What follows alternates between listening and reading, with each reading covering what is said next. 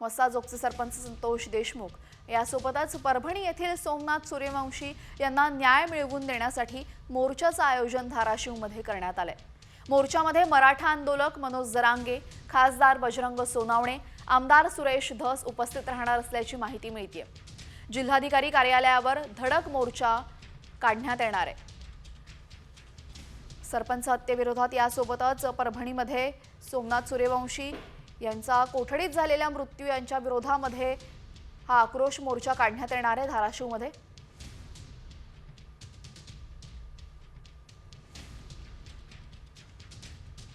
सरपंच संतोष देशमुख यांच्या हत्येनंतर मोठ्या प्रमाणात जनआक्रोश उफाळलाय।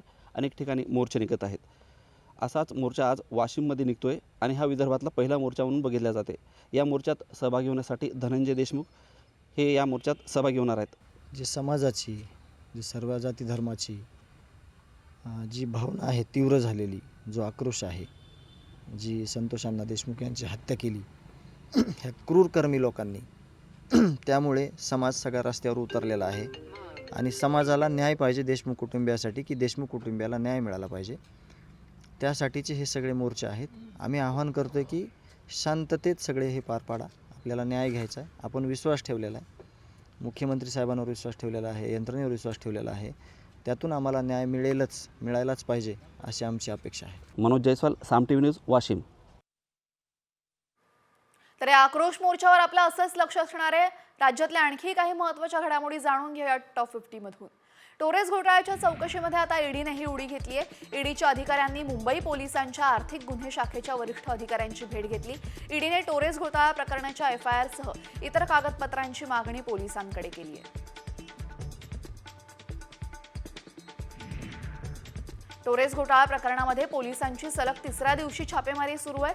मुंबईतल्या टोरेसच्या सर्व कार्यालयांमधल्या मुद्देमाल पोलीस आता ताब्यात घेत आहेत। परवाच्या छापेमारीमध्ये पोलिसांना मोठ्या प्रमाणात दागिने तसंच 3 कोटी रुपये मिळाल्याची माहिती समोर आली आहे।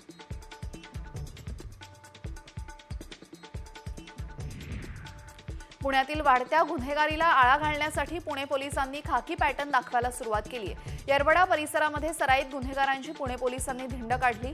यावेळेस पुण्यातील गुंडांची कुंडली तयार करण्यात आल्याची माहिती पोलिसांनी दिलेली आहे।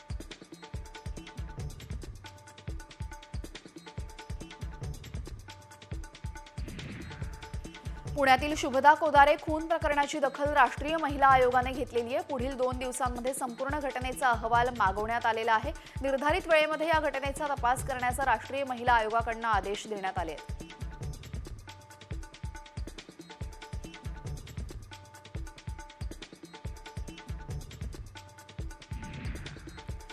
कोल्डप्ले कॉन्सर्ट संदर्भातील याचिका मुंबई उच्च न्यायालयाने फेटाळलेली आहे। याचिकेत कॉन्सर्टच्या तिकीट विक्रीमध्ये गोलमाल झाल्याचा आरोप करण्यात आला होता। या प्रकरणी उच्च न्यायालयाने हस्तक्षेप करण्याची गरज नसून संबंधित प्रशासकीय विभागाकडे दाद मागण्याची मुभा असल्याचं मुंबई उच्च न्यायालयाने म्हटलेलं आहे।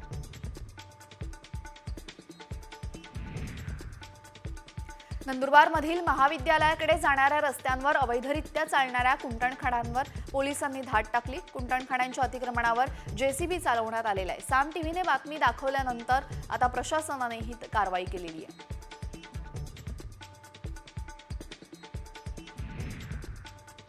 राहुल गांधी यांनी नुकतेच दिल्लीत एका स्टोअरला भेट दिली। तिथे त्यांनी मिल्कशेक आणि कॉफी बनवण्याचा आनंद लुटला।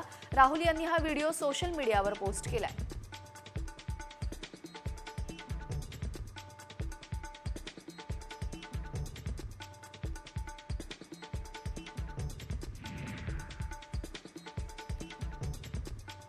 केंद्र सरकारच्या महत्त्वाकांक्षी वाढवण बंदराचा भूमिपूजन सोहळा पालघर जिल्ह्यात पंतप्रधान नरेंद्र मोदींच्या हस्ते झाला।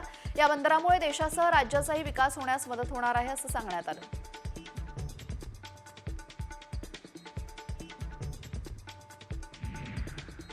सर्वत्र महागाई वाढलेली असताना या महागाईची झळ पोळी भाजीलाही बसते। बदलापुरात पोळी 1 रुपयाने, भाकरी 2 रुपयांनी तर भाजी 5 रुपयांनी महागली। किराणा सामान, गॅस महागल्याने पोळी भाजी केंद्र चालकांनी दरवाढीचा निर्णय घेतलाय। त्यामुळे चाकरमान्यांचे हाल होत आहेत।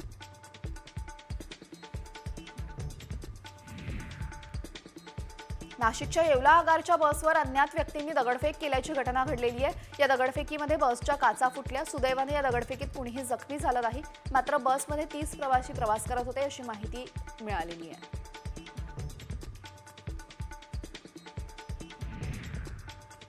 पुण्यातील जनता वसाहत परिसरामध्ये घरावर दगडफेक केल्याने खळबळ उडाली. स्थानिकांनी घटनेची माहिती पोलिसांना दिली, तर लहान मुलांनी खेळत असताना एकमेकांवर दगडफेक केल्याची माहिती पोलिसांनी दिली आहे.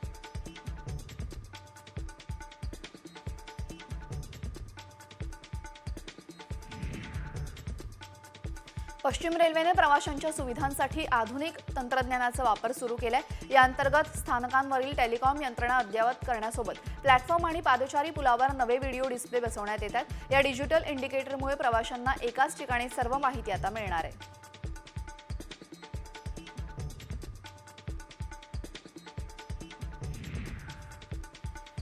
वांद्रे टर्मिनस ते हजरत निजामुद्दीन दरम्यान धावणाऱ्या गरीब रथ एक्सप्रेसला पारंपरिक रेकच्या ऐवजी अत्याधुनिक LHD डबे जोडण्यात आलेले आहेत. यावेळेस 19 3 टायर इकॉनॉमी क्लास डबे असल्यामुळे प्रवाशांचा प्रवास आणखीनच आरामदायक आणि सुरक्षित झालाय.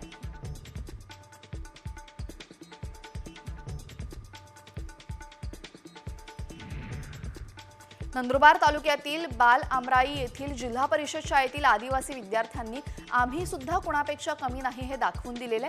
विद्यार्थ्यांनी चक्क दोन्ही हातांनी पाढे, बाराखडी, इंग्रजी, मराठी शब्द लिहित असल्याचे अफलातून टॅलेंट समोर आलेले आहे.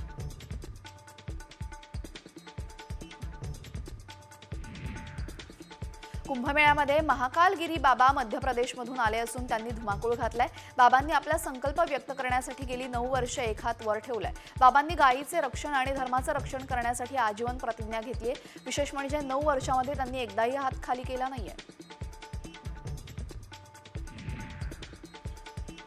कुंभमेळ्याचे मध्ये प्रतापगडचा चायवाला बाबा म्हणून ओळखला जाणाऱ्या बाबाची जोरदार चर्चा आहे. दिनेश स्वरूप या बाबाने 40 वर्षांपासून एक कण अन्नही खाल्लेलं नाहीये किंवा एक शब्दही बोललेले नाहीयेत. जगण्यासाठी बाबा रोज फक्त 10 कप चहा पितात. याशिवाय उमेदवारांबद्दलची त्यांची आपुलकी दिसून येते. UPSCच्या उमेदवारांना मार्गदर्शन करतात. विठ्ठल रखुमाईच्या दर्शनासाठी ऑनलाईन बुकिंग बंद करण्यात आलेली आहे. 15 जानेवारीपर्यंत ऑनलाईन बुकिंग दर्शन बंद असणार आहे. मकर संक्रांतीच्या निमित्ताने मंदिर प्रशासनाने हा महत्त्वाचा निर्णय घेतलाय.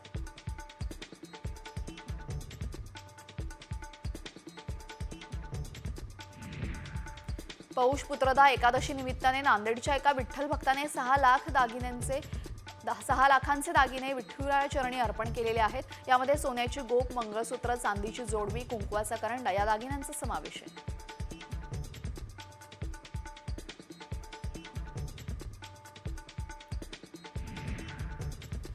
पुत्रदा एकादशीच्या निमित्ताने संत ज्ञानेश्वर महाराजांच्या मुख्य गाभाऱ्यामध्ये फुलांची सजावट करण्यात आली. पहाटेच्या महाआरतीच्या वेळेस पुत्रदा एकादशीच्या सोहळ्याला सुरुवात झाली. फुलांच्या सजावटीमध्ये माऊलीचं रूप आणखीनच खुलून दिसतंय.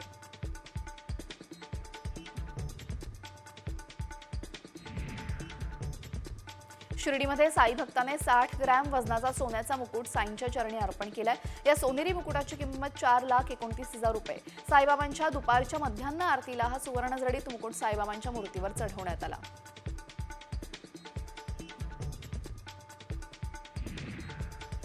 यंदाही राजमाता जिजाऊ यांच्या 427व्या जन्मोत्सव मोठ्या उत्साहामध्ये साजरा केला जातोय. 12 जानेवारीला देशभरातून लाखो जिजाऊ भक्त शिवप्रेमी अभिवादन करण्यासाठी सिंदखेड राजा इथं येत असतात. त्याचप्रमाणे जिल्हा प्रशासनाने सुखसोयींची व्यवस्था केलेली आहे.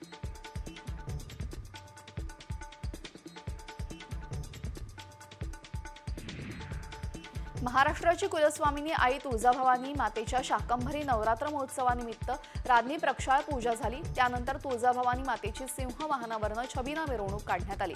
याशिवाय सकाळी तुळजाभवानी मातेची शेषशाही अलंकार महापूजा मांडण्यात आली.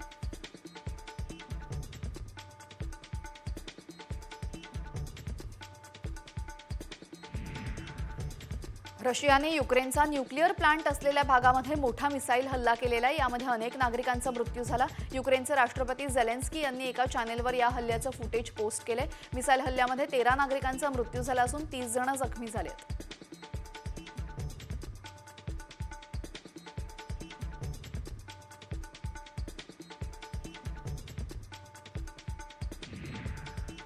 नागपूर विमानतळ परिसरातील मोकाट कुत्र्यांचा बंदोबस्त करा अशा सूचना नागपूर विभागीय आयुक्त विजयलक्ष्मी बिद्री यांनी दिल्या आहेत. विमानतळाच्या 10 किलोमीटरच्या परिसरामध्ये प्राणी, पक्षी आदींमुळे अडथळा निर्माण होणार नाही याची खबरदारी घेण्याच्या सूचना देण्यात आल्या आहेत.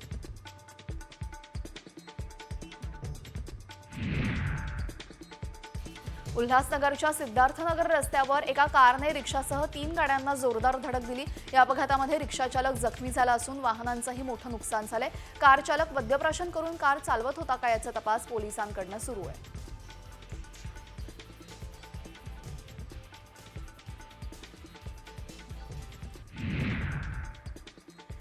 कल्याणच्या चिराग हॉटेल परिसरामध्ये विचित्र अपघात घडलाय। मद्यधुंद कार चालकाने 8 ते 10 दुचाकींना धडक दिली आहे, तर गाड्यांचं मोठ्या प्रमाणात नुकसान झालंय। या प्रकरणी कार चालक अनिल तिवारीला बाजारपेठ पोलिसांनी ताब्यात घेतलंय।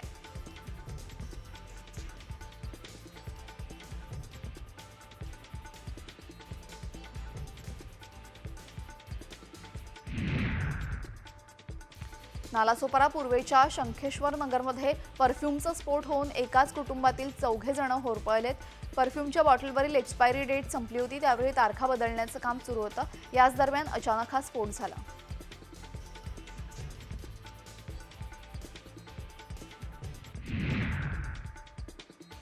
नागपूर जिल्ह्यातील देवलापार येथील राईस मिलवर वीज चोरीची घटना घडलेली आहे। या राईस मिलमध्ये 1,15,00,000ची वीज चोरी उघडकीस आली। या प्रकरणामध्ये रामटेक पोलीस ठाण्यामध्ये गुन्हा दाखल करण्यात आलाय।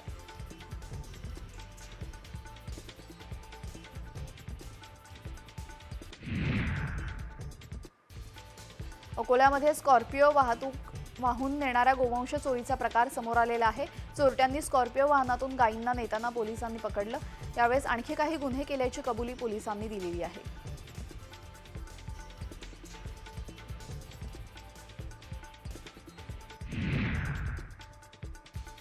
बुलढाण्यामध्ये पिस्तूल आणि चाकूचा धाक दाखवून स्वतंत्र फायनान्स कंपनीच्या वसुली अधिकाऱ्यांना लुटण्यात आलं। दरम्यान अधिकाऱ्यांनी पोलिसांमध्ये तक्रार दाखल केल्यानंतर 24 तासामध्ये 6 दरोडेखोरांना अटक करण्यात आली आहे।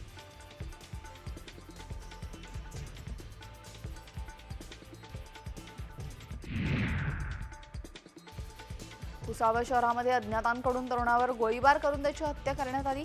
भुसावळमधील खडका रोड परिसरामध्ये चहाच्या दुकानात ही घटना घडली। दरम्यान पूर्ववैमनस्यातून ही हत्या झाल्याची प्रकार समोर येतोय।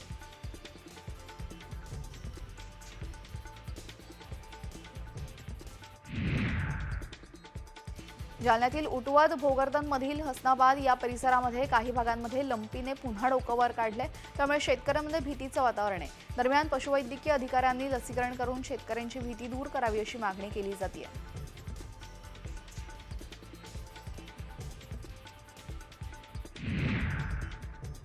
नंदुरबार समितीमध्ये लाल मिरचीची 90,000 क्विंटल आवक झालेली आहे। दररोज 8 ते 10 क्विंटलची आवक होत असून दरही चांगला मिळतोय। मिरचीच्या गुणवत्तेनुसार 2,500 ते 5,000 रुपयांपर्यंतचा ओल्या मालाच्या मिरचीला भाव मिळतोय।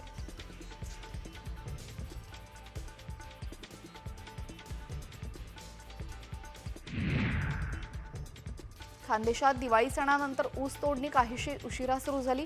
त्या मागील महिन्याच्या अखेरीस पावसाने ऊस तोडणीला फटका दिला, परंतु मागील 4 ते 5 दिवसांपासून ऊस तोडणीला गती आली आहे। सर्वाधिक ऊसगाळप नंदुरबारमधील कारखान्यांची केली जाते।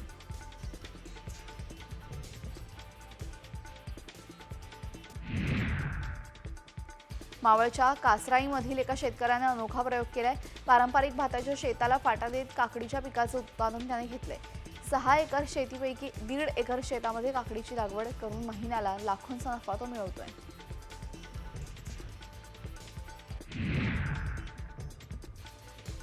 मावळ तालुक्यातील वातावरण बदलामुळे रब्बी हंगामातील पिकांच्या वाढीवर परिणाम झालेला आहे। वातावरणामुळे भाजीपाला, फळ पिके, हरभरा आदी पिकांवर कीड आणि रोगाचा प्रादुर्भावाची शक्यता आहे।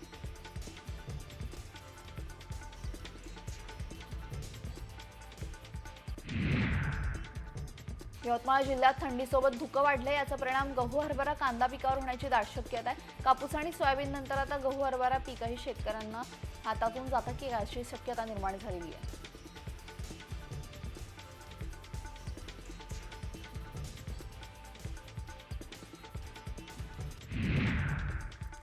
मुख्यमंत्री देवेंद्र फडणवीसांनी भंडाऱ्याच्या एका मुलीचं पालकत्व स्वीकारलंय। झारखंडच्या रांचीमध्ये 68व्या राष्ट्रीय शालेय मैदानी क्रीडा स्पर्धेमध्ये तिने मैदान गाजवलं होतं। नाना पटोलेंच्या आईच्या निधनानंतर सांत्वनासाठी गेले असताना त्यांनी हा निर्णय घेतलाय। सरपंच हत्या प्रकरणी आणि वाल्मिक कराडशी संबंधांमुळे चर्चेत आलेल्या मंत्री धनंजय मुंडेंनी छगन भुजबळांची भेट घेतली। भुजबळांची भेट घेऊन त्यांचे आशीर्वाद घेतल्याचं मुंडेंनी सांगितले। तसंच अन्न आणि नागरी खात्याबद्दल भुजबळांकडून मार्गदर्शन घेतल्याचंही मुंडेंनी सांगितले।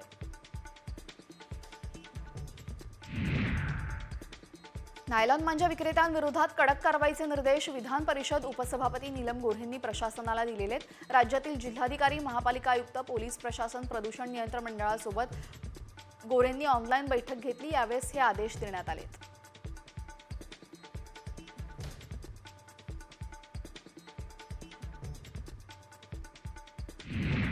जिल्हाधिकाऱ्यांनी केवळ कार्यालयामध्ये बसू नये, जनतेशी संवाद आणि संपर्क वाढवावा असे आदेश चंद्रशेखर बावनकुळेंनी पुण्याच्या जिल्हाधिकाऱ्यांना दिलेले आहेत। आठवड्यातील 2 दिवस जिल्हाधिकारी फील्डवर असतील, केलेल्या कामाचा अहवाल न चुकता महसूल मंत्र्यांना पाठवतील असे आदेश पुण्यातील बैठकीमध्ये महसूल मंत्री बावनकुळेंनी दिलेले आहेत।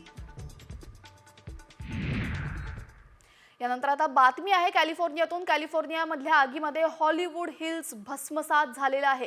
कलाकारांची घरे आणि स्टुडिओ सुद्धा आगीच्या भक्ष्यस्थानी। वणीमामुळे हॉलिवूडमध्येही मोठी नासधूस झालेली आहे। हॉलिवूड हिल्सवर काम ठप्प झालं असून चित्रपट निर्मितीवर याचा परिणाम होतोय।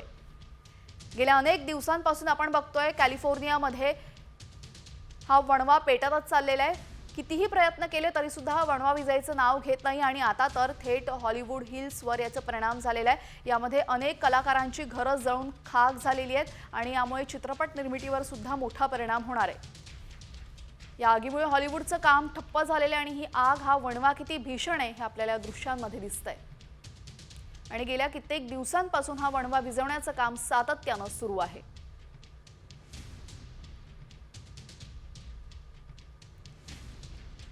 कॅलिफोर्नियामधील जंगलाला लागलेला हा वणवा आपण पाहतोय आणि यामुळे आता हॉलिवूड हिल्स भस्मसात झालेला आहे। इथं अनेक कलाकारांची सुद्धा घर आहे, मात्र ती सुद्धा आगीमध्ये जळून भस्मसात झालेली आहेत आणि या आगीमुळे आता हॉलिवूडचं काम ठप्प होण्याची शक्यता आहे।